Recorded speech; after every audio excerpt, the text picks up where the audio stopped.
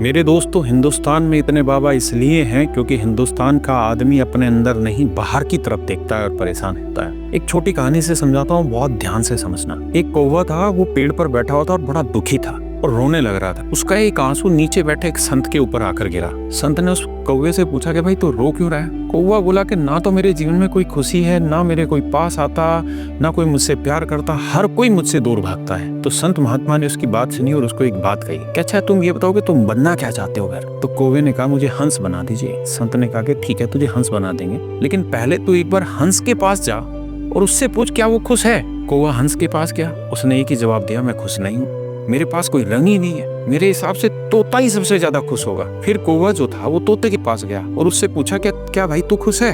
तो तोता बोला मैं खुश नहीं हूँ, मैं सुंदर हूँ लेकिन लोग मुझे पिंजरे में बंद कर लेते हैं, मुझे लगता है कि शायद मोर सबसे ज्यादा खुश होगा।